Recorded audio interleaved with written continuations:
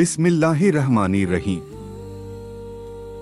आज हम आपके सामने हजरत मूसा अलैहिस्सलाम का वाकिया पेश कर रहे हैं। ये एक ऐसा वाकिया है जो हमें सब्र, ईमान और अल्लाह की कुदरत का पैगाम देता है।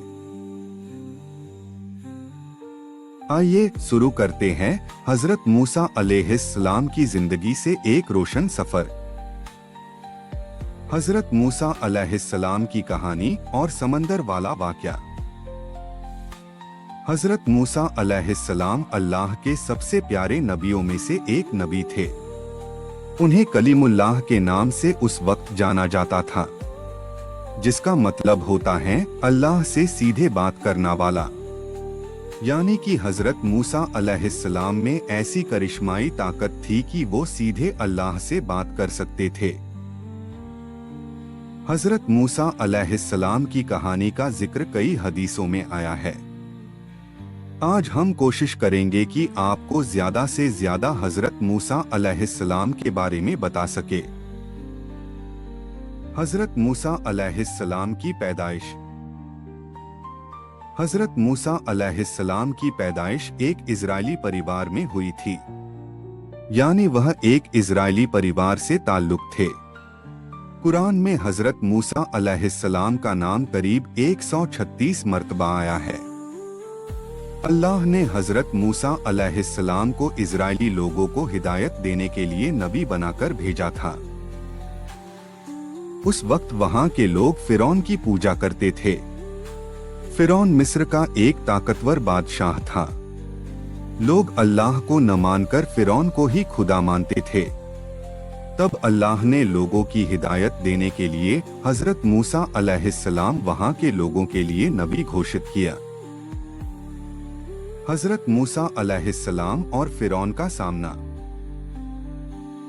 हजरत मूसा अलैहिस्सलाम लोगों को हिदायत देते कि अल्लाह ही सबसे बड़ा है, उसी की इबादत करना है, उसी से दुआ करनी है। हजरत मूसा अलैहिस्सलाम हजरत इब्राहिम अलैहिस्सलाम के वंश से थे। जैसा कि हमने पहले ही बताया कि हजरत मूसा अलैहिस्सलाम इजरायली परिवार में पैदा हुए थे।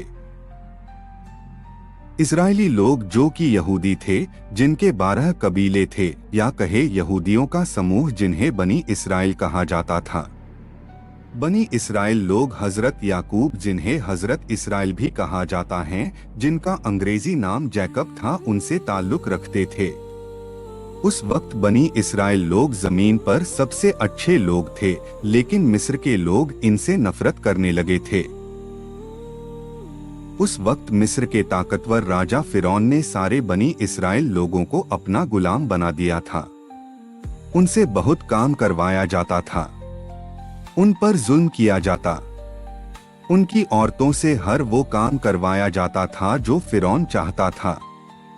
फिरौन एक बहुत बड़ा घमंडी राजा था।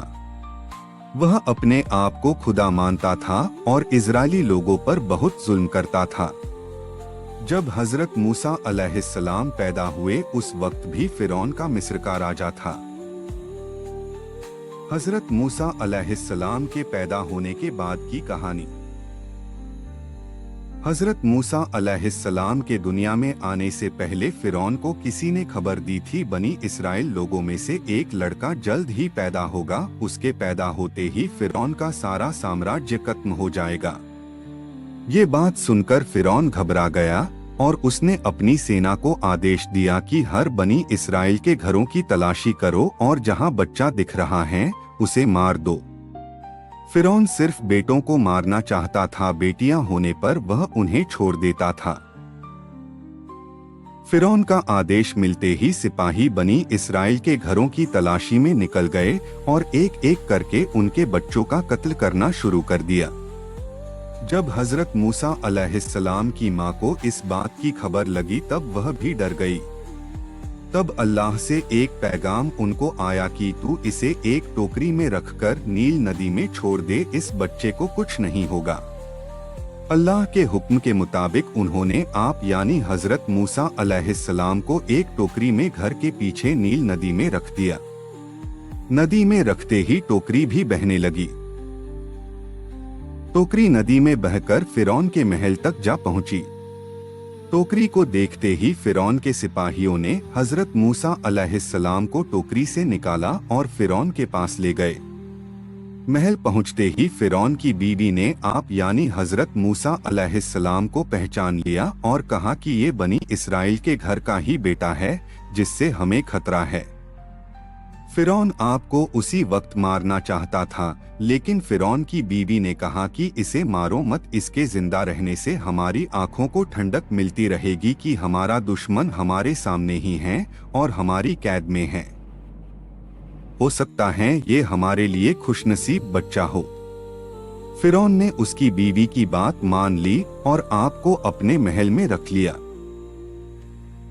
जब आपको भूख लगी थी तब फिरौन ने उसके यहाँ काम करने वाली औरतों को बुलाया और कहा कि इस बच्चे को दूध पिलाओ, ये भूखा है और रो रहा है। लेकिन अल्लाह की कुदरत देखो, कोई भी औरत आपको दूध नहीं पिला पा रही थी, सारी औरतें दूध पिलाने में नाकाम रही। फिरौन समझ गया था कि ये कोई मामूली बच्चा नहीं। फिर दूध पिलाने के लिए आपकी माँ को तलाशा गया और तलाश करके आपको दूध पिलाया गया। एक हदीस के मुताबिक आप यानी हजरत मूसा अलैहिस्सलाम फिरौन के महल में ही बड़े हुए। यहाँ तक ही 18 साल के जवान भी उसी महल में हुए। आपने ने हजरत शोएब की बेटी सफुरा से शादी भी की।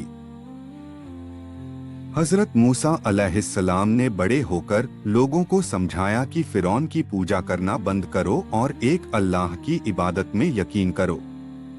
एक हद तक लोग उनकी बात मान भी गए थे।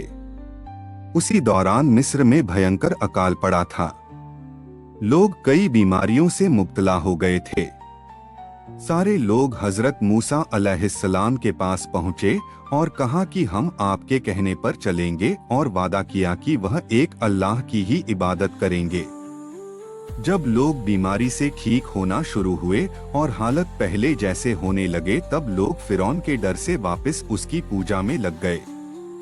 उसी दौरान फिरौन के जुल्म से लोगों को निजात दिलवाने के लिए हजरत मूसा अलैहिस्सलाम ने फिरौन को चेतावनी दी की और कहा कि वह लोगों पर जुल्म करना छोड़ दे और लोगों को गुलामी से आजाद कर दे। लेकिन घमंडी फिरौन को इस बात का कोई असर नहीं हुआ। हजरत मूसा अलैहिस्सलाम का समंदर वाला किस्सा। हजरत मूसा अलैहिस्सलाम ने बनी इसराइल लोगों को इकट्ठा किया और फिलिस्तीन के लिए रवाना हो गए, क्योंकि वो सभी इजरायली लोगों को फिरौन के जुल्म से निजात दिलवाना चाहते थे। जब फिरौन को आपके फिलिस्तीन जाने का पता चला तब वह एक विशाल सेना के साथ आपका पीछा करना लगा। जब मूसा अलैहिस्सलाम बनी इसराइल के लोगों के साथ लाल सागर तक पहुंचे तब उनके पीछे फिरौन की बड़ी सेना थी जो सबको मारने को तैयार थी और आपके आगे गहरा समुंदर था। बनी इसराइल के लोगों ने मान लिया था कि अब फिरौन उन्हें मार देगा। इतने में हजरत मूसा अलैहिस्सलाम ने अपनी छड़ी से समुद्र के पानी पर मारा, तभी आपके सामने समंदर में एक सूखा रास्ता बन गया और समंदर का पानी अलग अलग हो गया और बीच में सूखा रास्ता बन गया। हजरत मूसा अलैहिस्सलाम और बनी इसराइल के लोगों ने रास्ता पार कर लिया। फिरौन भी उसी रास्ते पर अपनी सेना को लेकर आगे बढ़ने लगा। तभी अचानक से रास्ता बंद हो गया और फिरौन और उसकी सेना समंदर में डूबकर मर गई। यह था हजरत मूसा अलैहिस्सलाम का वाकिया, जो हमें यह सबक देता है कि मुश्किलों और मुसीबतों में हमेशा अल्लाह पर भरोसा रखना चाहिए। उम्मीद है आपको यह वाकिया पसंद आया होगा। अगर आपको यह वीडियो अच्छा लगे तो इसे लाइक और शेयर जरूर करें और हमारे चैनल को सब्सक्राइब करें ताकि आपको और भी इस्लामी वाकियात और नाते सुनने को मिल सकें। जज़ाकल्लाहु खैर। अस्सलामु अलैकुम वरहमतुल्लाहि वबरकातुहू।